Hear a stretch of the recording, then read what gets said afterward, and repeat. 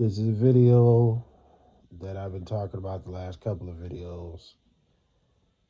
Uh, kayfabe, old kayfabe versus new kayfabe. What is the difference? Well, this is all my analysis. This is all my diagnosis, all my opinion. It's all subjective. Please correct me if I'm wrong. I don't mind criticism. Criticism actually gets me better. That's how I know if I need to work on something or not. You know. So I'm not a pussy where I'm like, oh, I'm gonna block you if you have an opinion. Like, that's fucking ridiculous. I'm not Triple H where you're not real because you disagree with what I'm saying. Please correct me.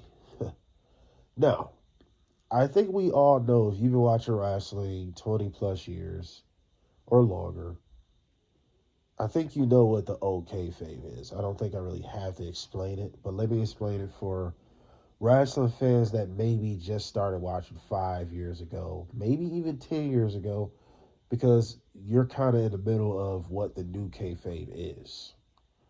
Old kayfabe is basically gimmicks, characters, stories, and storylines that are based around fictional, sometimes realistic. It's a mixture, but it's majority fictional, character driven, theatrical storylines, gimmicks, or characters, right?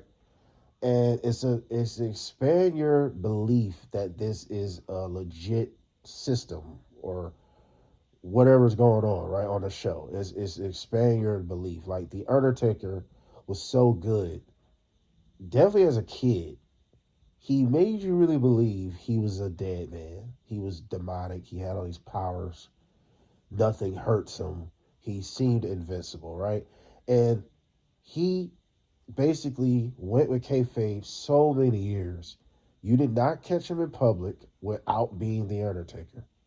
If you see him in public, he was the Undertaker, not Mark Calloway, his real self. He was the Undertaker. You get what I'm saying? And you didn't see him doing interviews. You didn't see him doing none of that. That's why, for a lot of us kids that grew up on Undertaker, it's surreal to us that Undertaker has a podcast and he's just sitting here talking, chilling. It's still surreal. Because for years, you couldn't get him to want an interview. You couldn't get him to do shit without him being a mute because he was in kayfabe. It was protecting the character in and out of the ring. That's what the old kayfabe was consistent on. You did not see Goldberg and Hulk Hogan, right? That was being advertised for a match. You would not see them in public at a dinner somewhere chilling. You're not going to see that. And the wrestlers made sure of that because they wanted you to believe these guys don't like each other. Even though we all know nowadays the wrestlers discuss the matches, the bookers decide who goes over. Sometimes the wrestlers decide who goes over if they politic well, right? We all know that nowadays. But that was the beauty of kayfabe of the old days. Even, let me go someone a little even more recent of the last 10 years. Bray Wyatt. It was a reason why you didn't see Bray Wyatt on a bunch of podcasts. He was one of the last people to keep kayfabe alive. He was a swamp leader, cult leader type dude. So you did not see him out somewhere fucking chilling, taking pictures with people. Definitely he was in the middle of that character. You did not see that. You wouldn't see that, right? Over the course of time, you did. But during certain things, you did not see that. And he made sure of that because he kept kayfabe alive.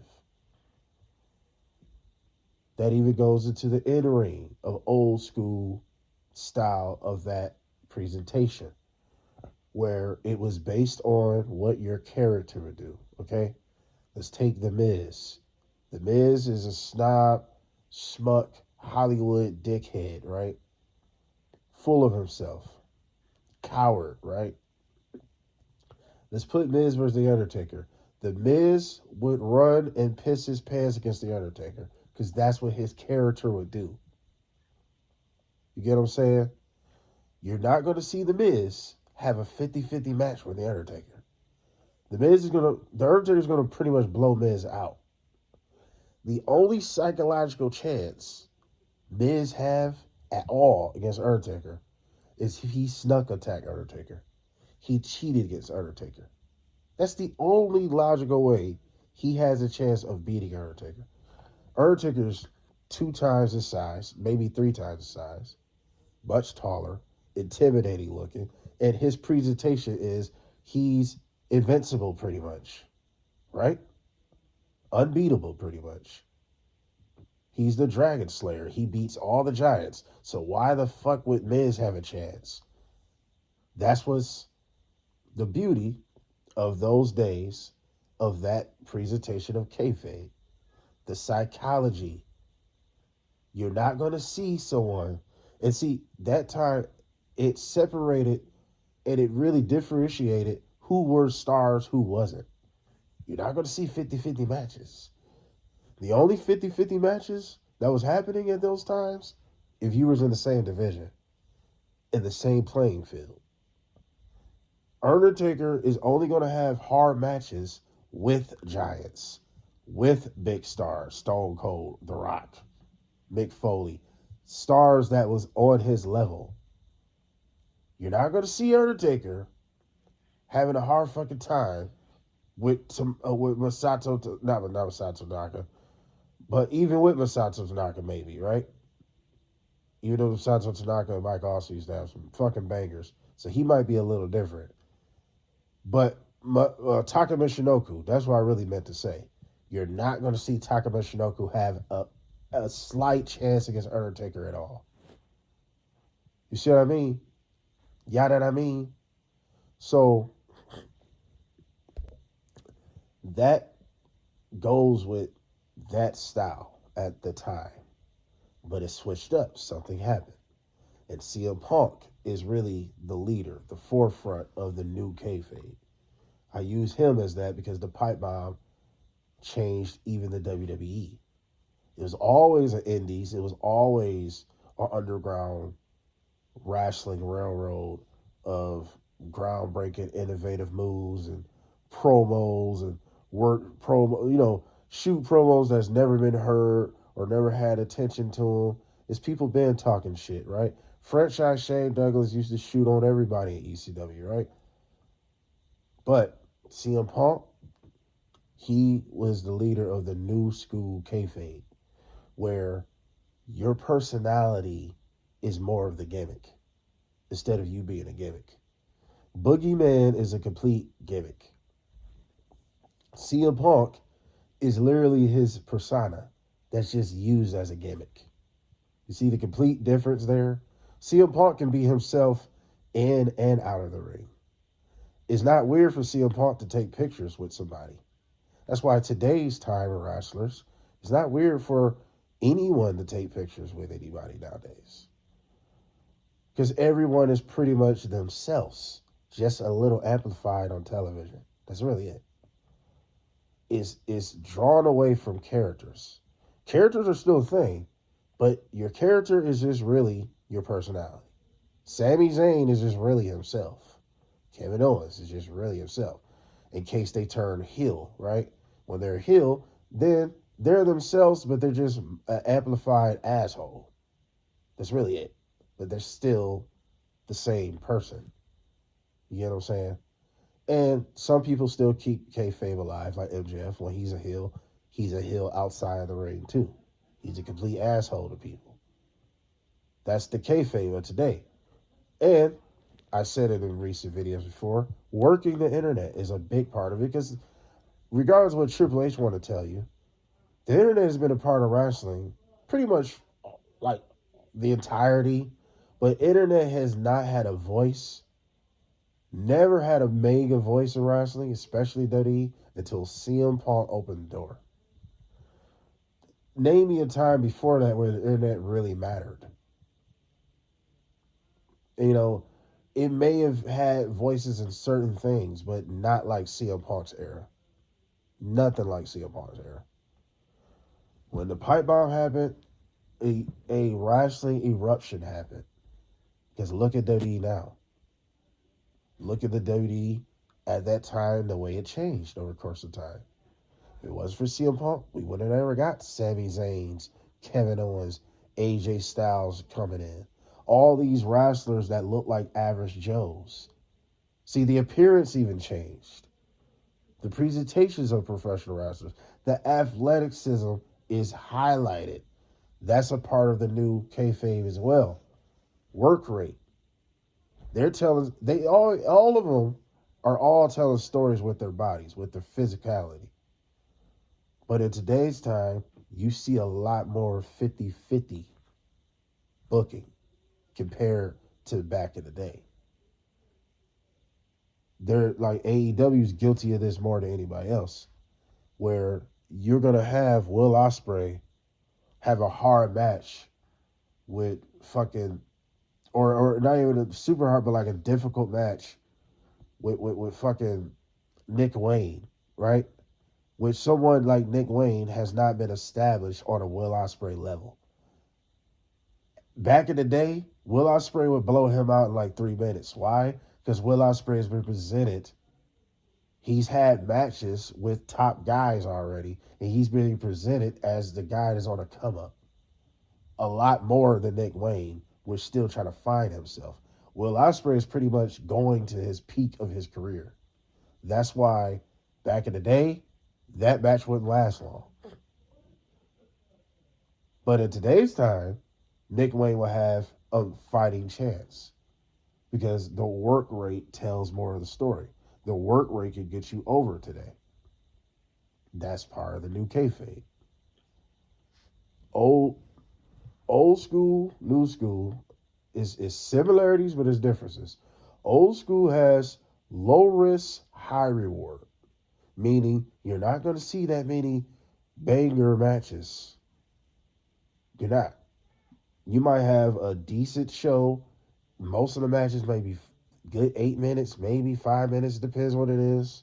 It's going to be more entertainment based. It's going to be more storytelling throughout the show. The main event might be the most wrestling you get. That's like 15 minutes. That might be the best match of the night back in the day. Now it depends what era.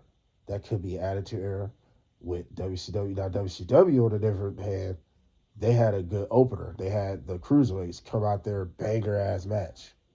And then in the middle of the card is decent or whatever, and there's a lot of storytelling. Main event, if it was the NWO, 9 times out of 10, it was a disqualification, shenanigans, but it was entertainment.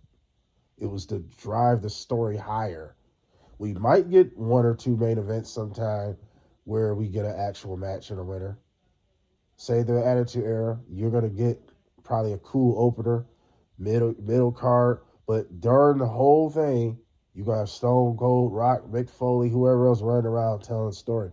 Then let's get to the Ruthless Aggression, where it was more wrestling, where the wrestling picked up, because you got Robin Hood, Booker T, Benoit, Jericho, etc. So you're gonna have a good opener, and you might have a decent middle card and a hell of a main event. But there was still a story going on throughout the whole thing. Still shenanigans going on. It was more 50-50 in the Ruthless Aggression era because you had the wrestlers that could do it, but these same wrestlers were just as entertaining as a good wrestler. King Booker, Eddie Guerrero. These guys were extremely entertaining, just as much as a hell of a wrestler. Triple H, just as entertaining, just as much as he was a hell of a wrestler. Kurt Angle, etc., Jericho, etc. Today's time, it's a little less. They're more of a wrestler than entertainer. Will Ospreay, he's just my example of like new kayfabe. He's more of a wrestler than entertainer. You're probably more entertained by his matches than actually what he do outside the ring, promos or storytelling.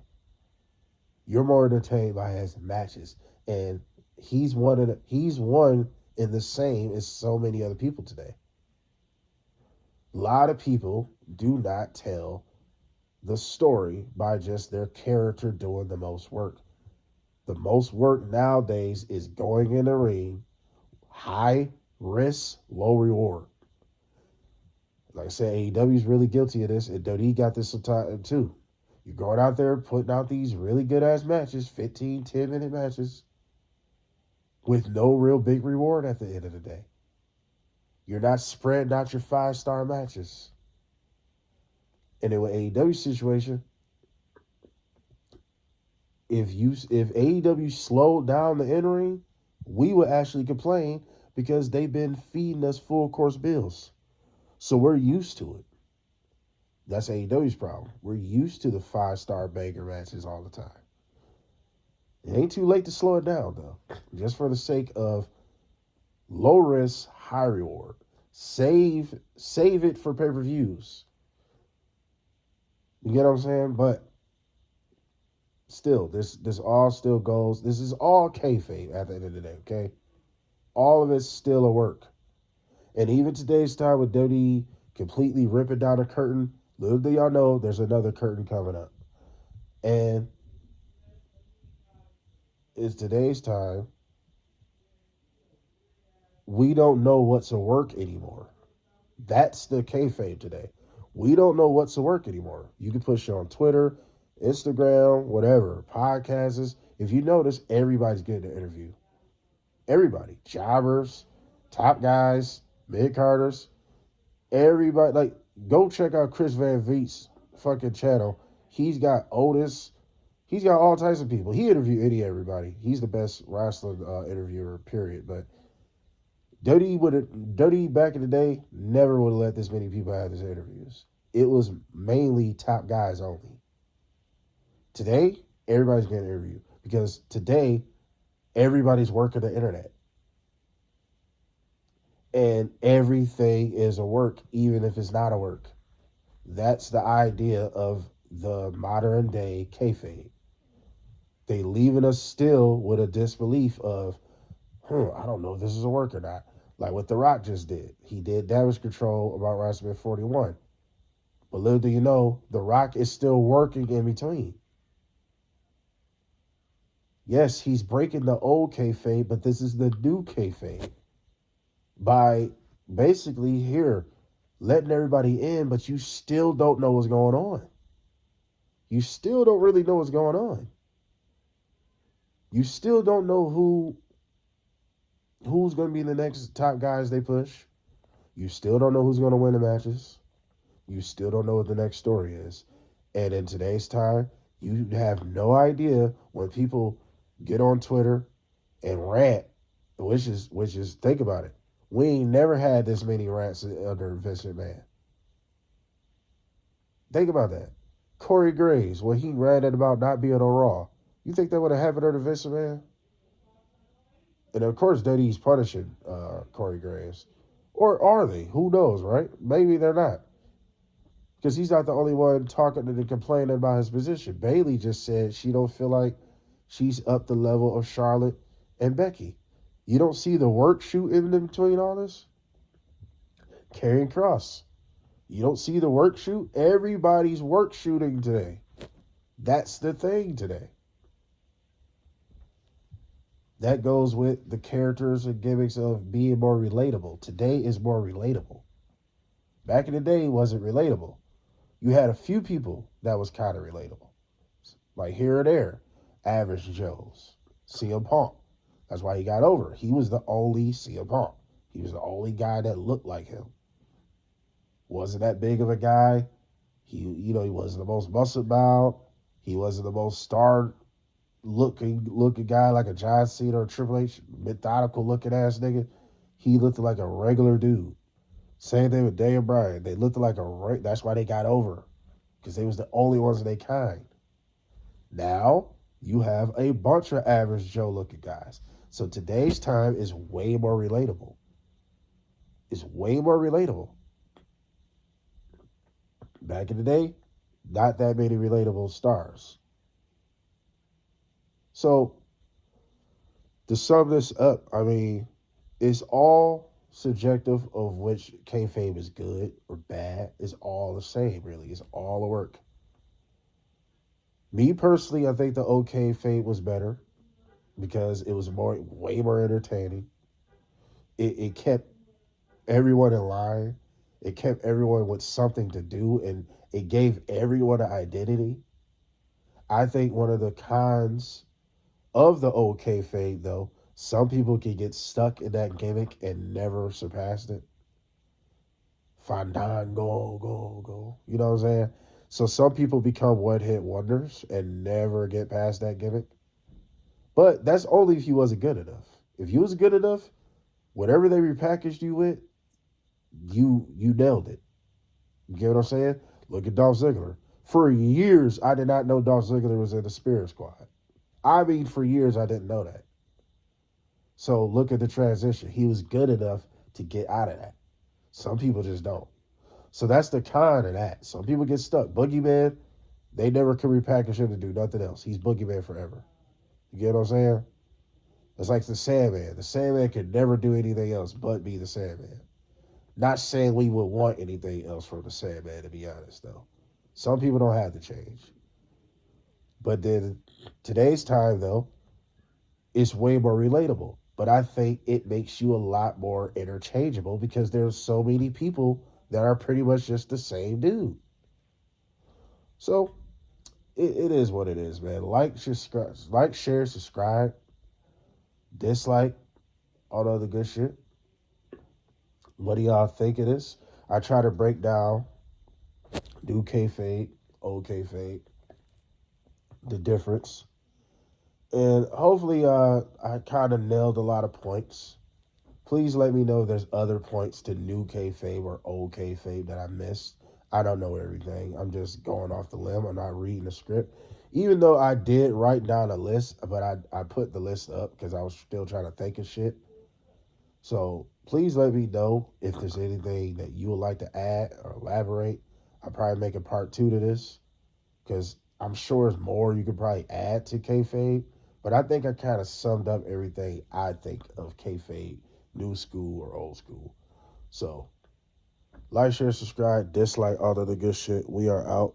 Please pat yourself on the back and have a good day or night, depending on where you're at in the world. I definitely enjoy all of everybody that subscribed. Y'all don't know how much that really means that y'all like. I mean, y'all commented, y'all just the fact y'all watching. If this entertain you, then cool. I appreciate you. Literally, y'all the reason why I'm doing this shit for real. We are out.